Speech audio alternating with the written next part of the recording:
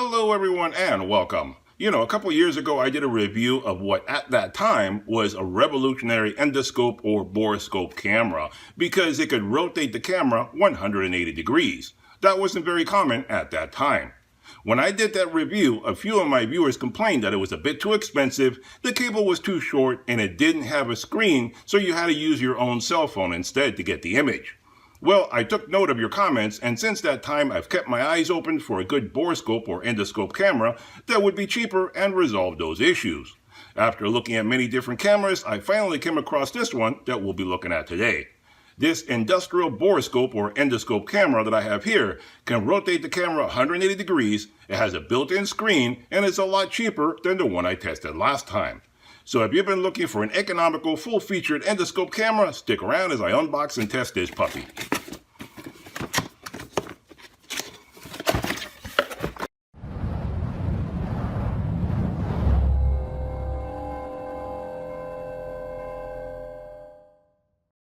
Alright guys, so when you unbox this puppy, this is everything you get. So let's talk a little bit more about some of the features that this guy has, but before we get started testing this guy, do me a big favor and hit that subscribe button if you haven't done so already. That way you get notified every time I do another product review video, DIY project, or a sale at a big box store where I can help you save more money. Alright then, so this is the 180 degree articulating industrial borescope endoscope camera available on Amazon, link in description below. At the time of making this video, this camera kit retails for $139.99. But they also have a 20% discount coupon on the Amazon page, making it even cheaper than that. The warranty on this guy is 1 year, and the dimensions on this guy are 5 inches at the top here at the screen, 12 inches in total, and 1 inch in thickness. The cable length is about 5.5 feet. So what do you get when you unbox this guy? Well, you get the camera itself, the cable, everything included. You get a cable to charge it up and power it up because it does have a battery. You get the instruction manual. It tells you everything about this guy, how to take care of it, set it up, all that kind of good stuff. And all sorts of cleaning attachments and all sorts of other attachments that I'll talk about in just a moment. Now this is a 210 degree two-way industrial articulating borescope or endoscope camera. This unit is powered by a 3000 milliamp hour rechargeable battery with a runtime of about 4 hours when fully charged. This unit has a built-in 4.3 inch IPS monitor, so you don't have to use your cell phone to see what you're doing, so no apps to download.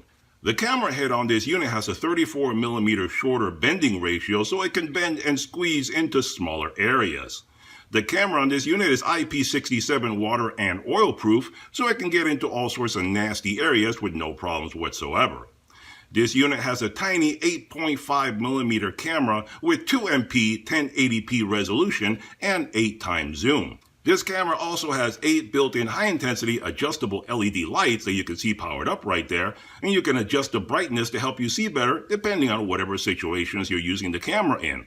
It has 4 brightness adjustments giving you greater flexibility into what you can put this guy and be able to see clearly. The best focal distance for this unit is between 2 and 15 millimeters, but that doesn't mean that it won't see further as we'll be testing later on. The operating temperature for this camera is between negative 20 degrees centigrade to 60 degrees centigrade, or that would be 34 degrees Fahrenheit to 140 degrees Fahrenheit. You'll probably melt before the camera does. This camera can take pictures and video of whatever it is that you're looking at, and it can be stored in the free included 32 gigabyte SD card that I'll show you in a moment. This is a money saver right there because most other cameras do not include a free SD card. This camera also has included some accessories like a hook, a mirror, and a magnet, so you can do much more than just look around and take pictures. So this little camera is great for doing all sorts of inspections like in vehicle maintenance, plumbing, HVAC, construction, and more. So let's get this guy hooked up and take a closer look and see what it can do. Alright guys, let's take a little closer look at this guy, look at all the different features and functions that it has and so forth, and get a little bit more familiar with it. So this is the screen, and basically I have it off the handle right now. When you get it originally, you're going to get it in 2 pieces. If you want to be able to store it in the storage case that it comes, you have to separate it into 2 pieces because that's the way they have it positioned in there. It doesn't fit as one unit in there. Of course, if you don't want to do that, you can just store it away any other way that you feel like doing. So this is the little screen right here. This is the control panel. Everything happens right here. You can see a nice little 4.3 inch IPS screen right there. I'll turn it on in just a moment. So basically everything happens on this little guy right here. All the connections and everything are right down here at the bottom. And here you go. If you want to see the specs on that, I'll let you see that right there. And basically down here, that is where the SD card goes. And you see it's already in there. It's already included. So you don't have to buy one. 32 gigs already included. Over here under this little flap, that's where you have your USB connector. And that's where you power this guy up. And those are all the connectors right there that talk to the handle. And that's how you do it. To hook it up to the handle, you do is slide it on there. And then you twist this little lock button from unlocked down to lock. Just like that. When you twist it down, it'll be locked. So very easy to do. All you do is slip it on there from the front to the back. Put it on right there. Push it in.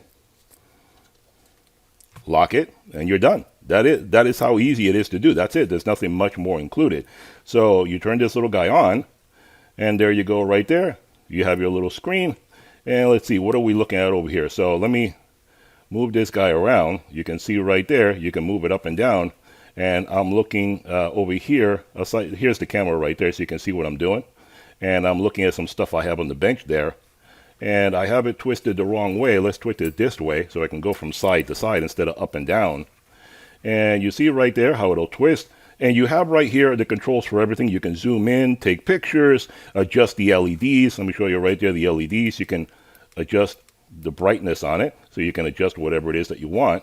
And then as far as zooming, or I should say as far as twisting it, you use this little handle right here. And one thing that's very convenient about this handle is that it tells you left, right, and where the middle is. Because sometimes when you put it in somewhere, you have to straighten it back out. Sometimes you put it in somewhere, you can't get it out twisted like that, okay?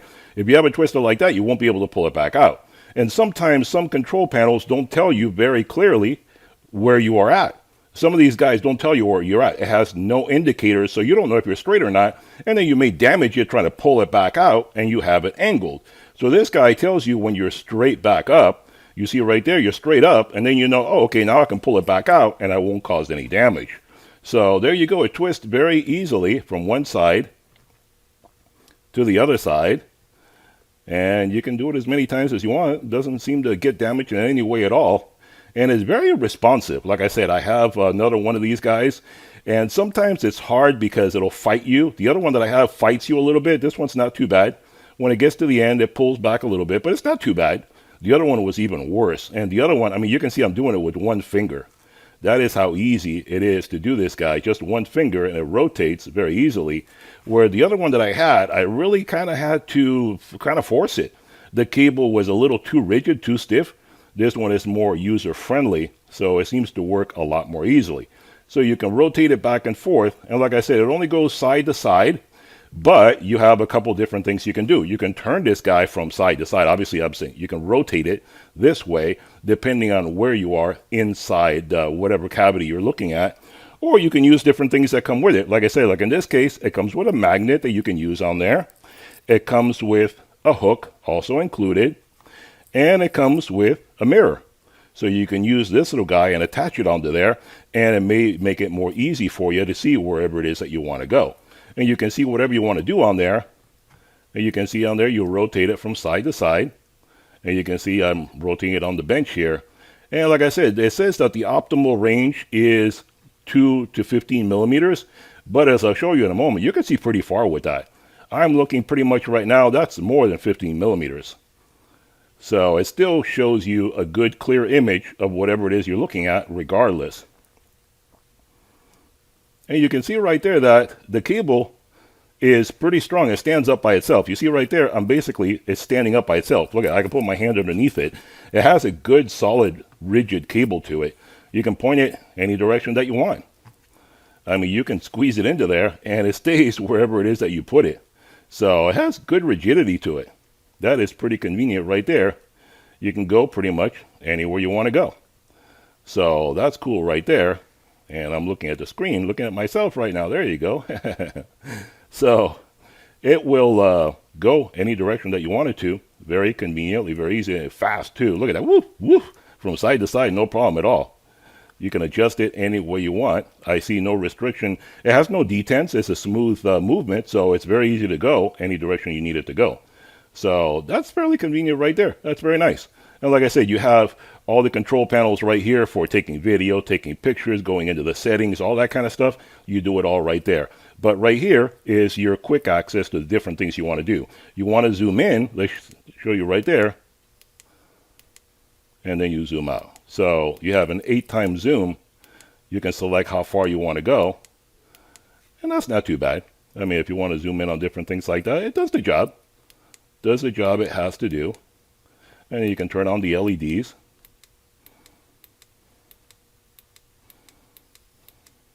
So that's pretty convenient. Obviously, you're not going to see much of the LED right here. Let me turn it off and let's see what kind of effect that has. Let's put it down here and see if that'll show you better. Now the light in the room is throwing it off. Let's look over here. And it does light up pretty well all by itself. I mean, you can see that. The LEDs give you a lot more lighting, but if you're in a dark area, it picks up the image very nicely. I mean, look at that. I have no LEDs on right there, and you can still see super clear. Look at all the screwdrivers I have there. Very super clear, and the LEDs are off. So it has a good little camera, really, really powerful. Look at that. Well lit, even though I'm just using the backlighting that's in the room over here. So that's not too bad at all. That does a decent job right there. You can see even in really dark areas. So we'll look a little closer in a moment. I'm going to put into something that we can see better how it looks. So let's take care of that and see how it performs. Alright guys, you ever wonder what a motor looks like after 20 years of constant use? Well, that's what we're going to look at right now. This is my Briggs & Stratton Craftsman lawnmower that I've been using for the past 20 years. I bought this lawnmower back in 2001, so let's take a look inside and see what kind of condition it's in. And I should point out, this is not an overhead valve, this is a flathead design. So the piston is on one side and the valves are on the other side, so it makes it a little harder for me to squeeze the camera in there. But because it is a tiny little camera, I'm going to be able to show you everything in there. I'm going to move around and I'm going to show you a lot of different angles, but you're going to be able to see everything very clearly. And the valves are generally like right up against the top of the heads right there, but I can still show you with the camera. Look at right now, we're looking at the exhaust valve right there. The dark one is the exhaust valve. The white one is the intake, and the intake is very clear. But let's look at the piston for a moment. And you can see right there, the piston. Now, don't worry about it having any gasoline, oil, whatever that is. I just used this a couple of days ago, so it's going to be a little bit dirty inside. And it is 20 years old. I have never opened up this motor. And look at the cross-hatching. It still looks very, very good. You can see some of the oil buildup and stuff on there because, like I said, I used it just a few days ago, so it still has some of the remnants of burning combustion and so forth. But the cylinder itself, you got a little bit of carbon buildup on the top of the cylinder. The cross-hatching is not too bad. Couple of scratches here and there, but that's just normal wear and tear. Keep in mind, this is a 22-year-old motor, never been touched, never been opened, just regular maintenance, oil changes, spark plugs, stuff like that, and I use it to cut my lawn every week. So it's in pretty darn good condition. Now look at the clarity that this camera gives you. You can see everything. You can see the cross-hatching, you can see the carbon buildup, etc. And look at the tiny little slot that I just put it in through. Now I have to turn it sideways in the other angle so you can see the valves and so forth. That's what I'm doing right here, trying to maneuver to give you a better view.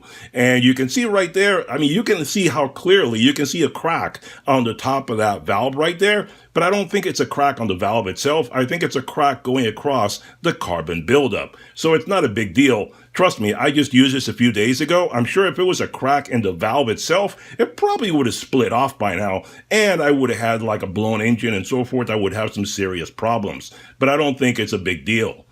Now let's look back there. I'm going to be squeezing it way down in there, and you can see behind the valve. I'm going to show you right now the clarity that you get with this little camera. Look at that. I can see all the way to the valve stem back there. I can see everything all the way back in there. And if I needed to look at it more closely for some reason, I can get a lot of information right there. Obviously, I don't need it. I'm just doing it for demonstration. But look at how clear you can see it with this camera if you're looking at anything. And like I said, if you know what a flathead is, you know this is a very, very tight area. So it's doing a fantastic job squeezing into this really small space. And I'm just having to maneuver it side to side so I can show you everything the best I can.